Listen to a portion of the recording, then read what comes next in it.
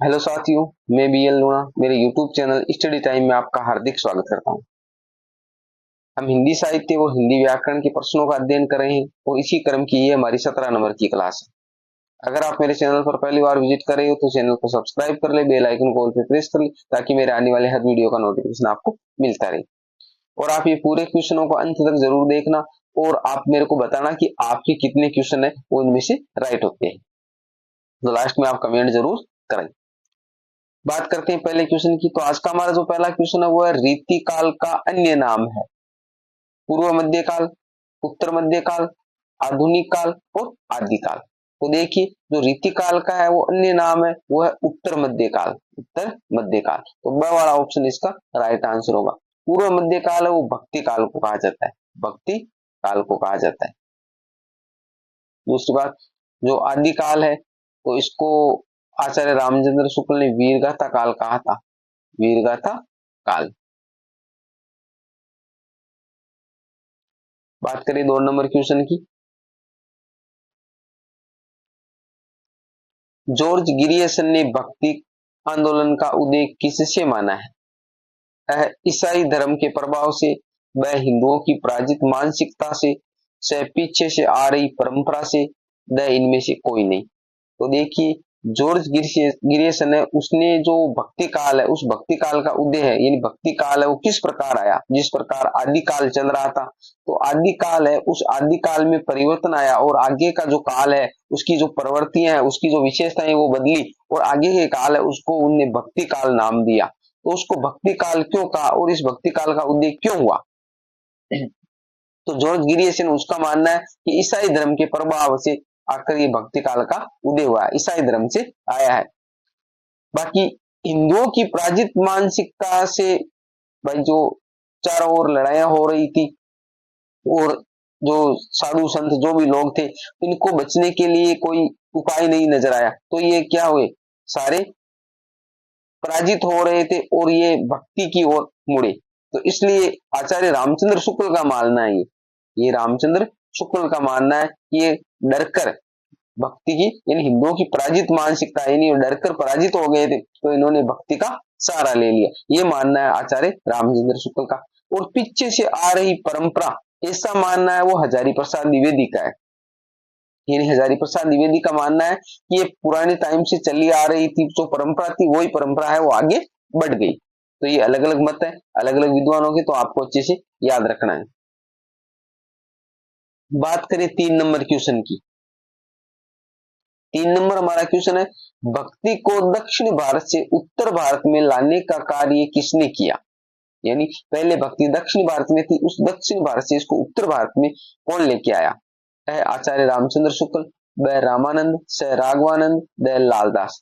तो इसको भक्ति को है वो दक्षिण भारत से उत्तर भारत में लाने का काम रामानंद ने किया था। और इसके लिए एक लाइन है, भक्ति भक्ति द्राविड़ उपजी, उपजी का मतलब वहां पैदा हुई, ल्याये रामानंद, ल्याये रामानंद, यानी भक्ति द्राविड़ उपजी ल्याये रामानंद, रामानंद है वो इसको लेकर आए थे हमारे उत्तर भारत में। दूसरी बात, ये जो राघवानंद है वो इस रामानंद के गुरु है, रामानंद के क्या है, गुरु है।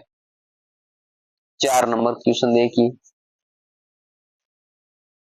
वैष्णवों को कहा जाता है, यानी वैष्णव को क्या कहा जाता है, इस प्रकार इसमें बीच में क्या ऐड करना, तमिल भाषी, नाइनमार, आलवार, इनमें से कोई नहीं। तो देखिए 4 नंबर में स वाला ऑप्शन है आलवार, यानी वैष्णव है उसको आलवार कहा जाता है। और नाइनमार है वो सेव है, उस सेव को कहा जाता है, सेवों को, सेवों को क्या कहा जाता है, नाइनमार कहा जाता है। और वैष्णव को आलमार कहा जाता है।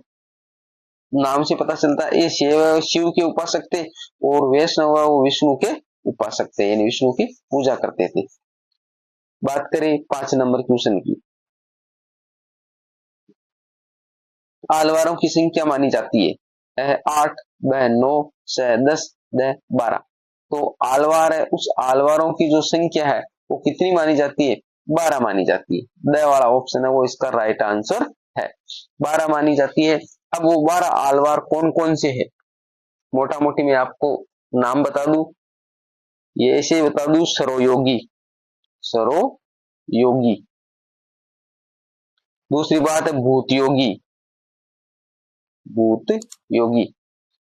फिर है भ्रांत योगी, भ्रांत योगी। ये आलवार है सारे। भक्तिसार, भक्तिसार। षटकोप, षटकोप। दूसरी बार मधुर कवि, मधुर कवि। इसके अलावा कुलशेखर, विष्णु चित्र, गोदा, भक्त वीरेशनु, मुनिवाहक और प्रकाल। इस प्रकार के करके 12 है पूरे, ठीक है। बाकी इसके नाम अक्सर नहीं पूछे जाते, सिर्फ इतना ही पूछा जाता है कि आलवारों की संख्या कितनी है, तो आपको ये याद रखना है कि 12 है, बाकी इनके नाम आपको याद नहीं रहेंगे और ऐसा पूछा भी नहीं जाता है, आज तक तो पूछा नहीं। आगे देखते हैं 6 नंबर क्वेश्चन को। 6 नंबर क्वेश्चन है, दिव्य प्रबंधनम का संबंध है, यानी दिव्य प्रबंधनम वो किसका है? वैष्णवों से, आलवारों से, एवं दोनों से, दैत्यों से। तो देखिए इसमें स वाला ऑप्शन है, एवं दोनों से, क्योंकि जो आलवार है वही क्या है? वैष्णव है। क्योंकि नैनवार है वो शैव है, अभी ऊपर बताया था मैंने, नैनवार है वो क्या? शैव है। तो वैष्णव और आलवार है वो दोनों क्या है? एक ही है, इसलिए हमारा स वाला ऑप्शन है वो राइट हो जाएगा। इनका संबंध है आलवारों से, दिव्य प्रबंधन का संबंध। इसके अंदर क्या है जो दिव्य प्रबंधन है? इसके अंदर 4000 पद है, 4000 क्या है? पद है। बात करें 7 नंबर क्वेश्चन की। भक्ति काल का वर्गीकरण निर्गुण धारा और सगुण धारा में किसने किया? यह आचार्य रामचंद्र, आचार्य प्रसाद द्विवेदी, सॉरी ये हजारी प्रसाद द्विवेदी है, यहाँ पर थोड़ा प्रिंट मिस्टेक है, आचार्य प्रसाद द्विवेदी है। आचार्य रामचंद्र शुक्ल, डॉक्टर नागेंद्र, इनमें से कोई नहीं। तो 7 नंबर में हमारा ब वाला ऑप्शन है आचार्य रामचंद्र शुक्ल, यानी भक्ति काल है उसको निर्गुण और सगुण शाखाओं में है वो आचार्य रामचंद्र शुक्ल ने विभाजित किया है। अब इसका थोड़ा चर्चा कर लेते हैं कि ये किस प्रकार हुआ है। तो एक बार मैं थोड़ा यहाँ इरेज करता हूँ, आपको बताता हूँ कि देखो ये भक्ति काल है, भक्ति काल, इस भक्ति काल है, इस भक्ति काल को 2 शाखाओं में विभाजित किया गया है। कितनी शाखाओं में? 2 शाखाओं में। एक हो गई हमारी निर्गुण, एक हो गई निर्गुण और दूसरी हो गई सगुण। निर्गुण वो थे जो मूर्ति पूजा में विश्वास नहीं करने वाले थे और ये मूर्ति पूजा में विश्वास करने वाले थे, सगुण, ठीक है। तो भक्ति काल में 2 शाखाएं थी, एक निर्गुण थी, एक सगुण थी। तो निर्गुण वो थे जो मूर्ति पूजा में विश्वास नहीं करते थे और सगुण वो थे जो मूर्ति पूजा में विश्वास करते थे, यानी अवतार में विश्वास करते थे कि ये बोलते थे अवतार होते और ये बोलते थे कि आत्मा वो अवतार नहीं लेती है। फिर देखिए बात करें आगे, तो आगे जो ये हमारे जो निर्गुण है, इन निर्गुणों की भी 2 शाखाएं निकली और सगुणों की भी 2 शाखाएं निकली। तो निर्गुणों की जो 2 शाखाएं निकली उसके अंदर एक था ज्ञानाश्री, ज्ञानाश्री शाखा, और दूसरा था हमारा प्रेमाश्री शाखा, प्रेमाश्री शाखा। तो ये ज्ञानाश्री हो गई, एक प्रेमाश्री शाखा हो गई। उसी प्रकार हमारे सगुण में भी 2 शाखाएं निकली, एक थी कृष्ण काव्य जिसको कृष्णाश्री बोलते, और एक हो गई राम काव्य जो रामाश्री, ठीक है। तो अब देखिए हमारे जो निर्गुण थे, भक्ति काल की 2 शाखाएं थी, निर्गुण और सगुण। तो निर्गुणों की 2 शाखाएं हो गई और सगुण की भी 2 शाखाएं होगी। निर्गुण में ज्ञानाश्री और प्रेमाश्री थे और सगुण में कृष्णाश्री और रामाश्री थे। अब इसकी बात करें तो इसके जो प्रतिनिधि कवि थे, तो प्रतिनिधि कवि है वो जो हमारे ज्ञानाश्री थे, इस ज्ञानाश्री के जो प्रतिनिधि कवि है वो कबीर थे। कौन थे? कबीर थे। और इसके जो थे प्रेमाश्री के, इसके प्रतिनिधि कवि है वो जायसी थे। कौन थे? जो निर्गुण की बात हो रही है, तो यहाँ कबीर थे, कबीर क्योंकि निर्गुण थे, और इधर जायसी थे, प्रेम वाले के तो जायसी थे और ज्ञान वाले के कबीर थे। तो कृष्ण भक्ति की बात करें तो इसके अंदर भी कृष्ण वाले में तो सूरदास थे, इसमें सूरदास थे जो सगुण की बात हो रही है, और इसके अंदर हम तुलसीदास को रखेंगे, राम और इसके तुलसीदास थे। तो ये प्रतिनिधि कवि भी अक्सर पूछा जाता है, तो आपको अच्छे से याद रखना है। दूसरी बात है, इसको जो भक्ति काल में इसको एक संत काव्य और सूफी काव्य नाम भी दिया गया है। जो हमारे जैसे ये ज्ञानाश्रयी और ये प्रेमाश्रयी है ना, तो इसको संत काव्य और सूफी काव्य भी नाम दिया गया है। तो संत काव्य और सूफी काव्य नाम है वो डॉक्टर रामकुमार वर्मा ने दिया है। किसने दिया है? डॉक्टर रामकुमार वर्मा ने दिया है। तो ये सारी बातें आपको अच्छे से दिमाग में सेट रखनी है। अब बात करें हम 8 नंबर क्वेश्चन की, थोड़ा इरेज करते हैं यहाँ पर। हाँ, 8 नंबर क्वेश्चन क्या कह रहा है? निम्न में से निर्गुण भक्तों से संबंधित नहीं है, यानी जो निर्गुण भक्त है उससे संबंधित नहीं है, वो बात हमारे को बतानी है। ईश्वर को निर्गुण निराकार मानते थे। वह निर्गुण भक्ति में गुरु को विशेष महत्व दिया गया। से निर्गुण भक्त मूर्ति पूजा नहीं करते थे। तो कहने का मतलब है भाई ये कह रहा है निम्न में से निर्गुण भक्तों से संबंधित नहीं है। यहां पर देखो प्रश्न को थोड़ा चेंज करो, निम्न में से निर्गुण भक्तों से संबंधित है, ठीक है, ये नहीं है वो काटना पड़ेगा, यहाँ पर है। तो देखो ईश्वर को निर्गुण निराकार मानते थे, ये बात सही है। निर्गुण भक्ति में गुरु को विशेष महत्व दिया जाता था, ये बात भी सही है। निर्गुण भक्त मूर्ति पूजा नहीं करते थे, ये बात भी सही है। तो कहने का मतलब है इसमें द वाला ऑप्शन है, ये सारे वो निर्गुणों से संबंध रखने वाली लाइनें हैं, तो इसलिए यहाँ पर नहीं वाला वो काटना पड़ेगा। सभी इसके अंदर राइट है। 9 नंबर क्वेश्चन देखिए, रामानुजाचार्य का समय था, यानी रामानुजाचार्य उसका समय कब से कब तक था? तो 1000 से लेकर 1100 ईस्वी, 1017 से 1127 ईस्वी, 1050 से 1150 ईस्वी, 1117 से 1227 ईस्वी। तो देखिए जो हमारे रामानुजाचार्य उसका जो समय वो बड़ा है, 1017 से 1127 ईस्वी के बीच में था इसका समय। थोड़ा इनकी बात कर लेते हैं आगे। तो रामानुजाचार्य ने जो सिद्धांत दिया था उसका नाम है विशिष्टा देवत्ववाद। विशिष्टा देवत्ववाद ये सिद्धांत है वो रामानुजाचार्य ने दिया था, और ये विष्णु के भक्त थे, विष्णु के भक्त। इन्होंने एक संप्रदाय भी चलाया था जिसका नाम था श्री संप्रदाय। श्री संप्रदाय। आगे बात करें हम 10 नंबर क्वेश्चन की। मध्वाचार्य का जन्म हुआ था 1199 ईस्वी, वह 1200 ईस्वी, से 1201 ईस्वी, वह 1202 ईस्वी। तो देखिए मध्वाचार्य का जो जन्म हुआ था वो था 1199 ईस्वी, ए वाला ऑप्शन है वो इसका राइट आंसर है।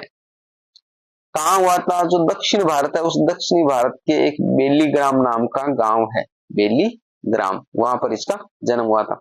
इन्होंने मध्वाचार्य ने जो मत चलाया था उस मत का नाम है देवत्ववाद। देवत्ववाद, देवत्ववाद। संप्रदाय की बात करें इसकी तो इन्होंने ब्रह्म संप्रदाय चलाया था, ब्रह्म संप्रदाय। ये सारे क्वेश्चन है आपको एक एक करके याद रखने हैं सारे को। बाकी इनके जो मत के लिए तो मैं एक बार इरेज करके आपको बता देता हूं। एक सूत्र बनाया हुआ है मैंने, सरामनी विच, इस प्रकार का एक सूत्र बनाया है मैंने, सरामनी विच। इसके अंदर जो सारे है ना वो इसके मत आ जाएंगे। पहले देखो भाई हमारे, मैंने इसको याद कैसे किया?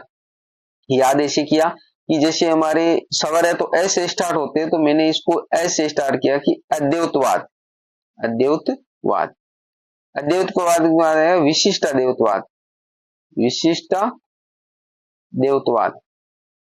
क्योंकि ए का मतलब हो गया अद्वैतवाद जो सवर है, फिर सवरों के बाद व्यंजन आते हैं तो विशिष्ट देवत्ववाद, फिर आ गया हमारा देवत्ववाद, देवत्ववाद, फिर आ गया देवता देवत्ववाद, देवता देवत्ववाद, अद्वैतवाद, विशिष्ट देवत्ववाद, देवत्ववाद, देवता देवत्ववाद, शुद्ध देवत्ववाद, शुद्ध देवत्ववाद, और चैतन्य व भेदा भेदवाद,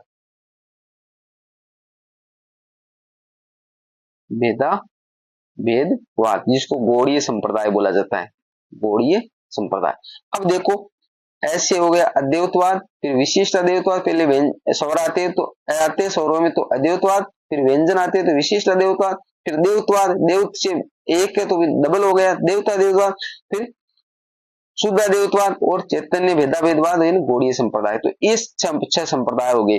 अब इसके अंदर क्या हुआ कि ये जो सूत्र है ना सरामनी विच, तो स का मतलब हो गया शंकराचार्य, रा का मतलब हो गया रामानुजाचार्य, आगे आगे बढ़ते जाओ, मैं का मतलब हो गया मध्वाचार्य, नी का मतलब हो गया निम्बारकाचार्य, वी का मतलब हो गया विष्णु स्वामी जो शुद्ध देवत्वाद है, और च का मतलब चैतन्य महाप्रभु। तो ये इसके अंदर सारे नाम आ गए, तो आपको कोई भी कंफ्यूजन नहीं होगा। तो ये बताया मैंने आपको मध्वाचार्य, तो मध्वाचार्य का बताया मैंने देवत्वाद, ठीक है।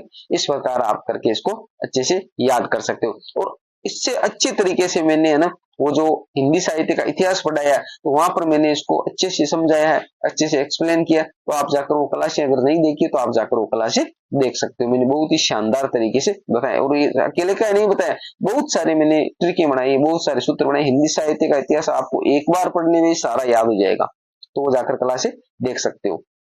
जो मैंने 11 नंबर क्वेश्चन है हमारा, अशुद्ध शब्द को छांटिए, अंधकार, ब अनसुया, स अंधेरा, द अहिल्या। तो देखिए इसके अंदर द वाला ऑप्शन है अहिल्या, यह है अशुद्ध है।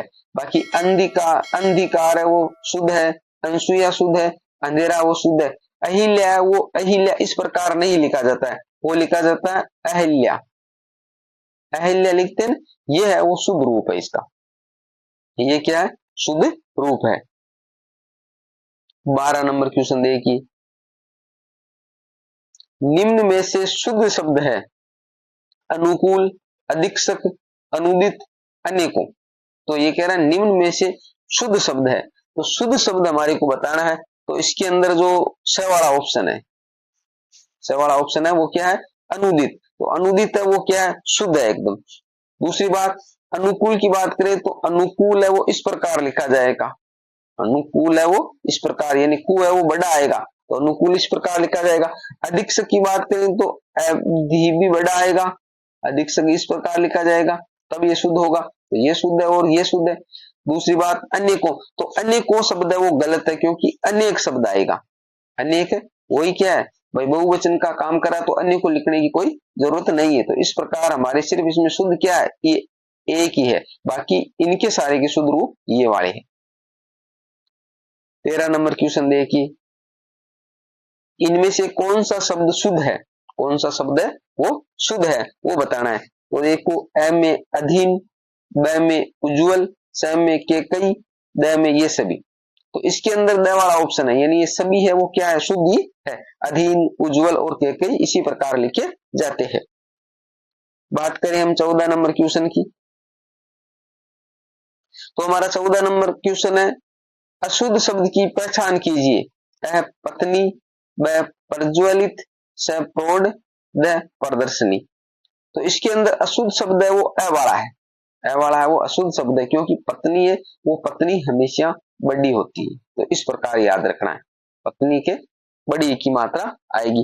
बाकी प्रज्वलित है तो इसके अंदर पर है वो तो क्या उपसर्ग है, जवल है वो मुख्य शब्द है, जवल क्या मुख्य शब्द है, और इत इसके अंदर क्या है प्रत्यय है, प्रौढ़ है वो इसी प्रकार लिया जाएगा। और प्रदर्शनी के अंदर जो प्रदर्शन है वो मुख्य शब्द है, प्रदर्शन है वो क्या है मुख्य शब्द है, और ई है वो बड़ा ई है, इसके अंदर सॉरी प्रत्यय है। ठीक है, बात कर लेते हैं हम 15 नंबर क्वेश्चन की, जो इस क्लास का लास्ट क्वेश्चन है। वर्तनी की दृष्टि से अशुद्ध शब्द है वापस, पड़ोसी, त्योहार, अधीन। तो इसके अंदर हमारा स वाला ऑप्शन है वो इसका गलत आंसर है, यानी ये गलत है, क्योंकि वापस, पड़ोसी और अधीन तो इसी प्रकार लिखा जाता है। बाकी त्योहार है उस त्योहार में एक ही मात्रा आती है, त्योहार इस प्रकार लिखा जाता है। बाकी हम जिस पर कई बार यहाँ वापिस लिखा हुआ आता है, ये वापिस शब्द है वो गलत है, वापस ही होता है, ठीक है वापिस गलत है। पड़ोसी के में इस प्रकार पड़ोसी लिखा हुआ था, डबल मात्रा आती है, तो वो भी क्या है गलत है। अधीन के अंदर अभी ऊपर बात की हमने, जो अधीन के छोटे ही की मात्रा आती है, तो ये बात भी गलत है। तो ये शब्द शुद्धि में बहुत सारे, और मैंने यहाँ पर वही उदाहरण दिए जो एग्जाम में अक्सर लेते हैं, तो आपको अच्छे से दिमाग में रखना। अब आप मेरे को कमेंट में बताइए कि इन 15 में से आपके कितने क्वेश्चन है वो राइट हुए, कमेंट करके जरूर बताइए। दूसरी बात, अभी तक आपने चैनल को सब्सक्राइब नहीं किया तो सब्सक्राइब जरूर कर ले। मिलते हैं अगली वीडियो में, तब तक के लिए जय भीम, जय भारत।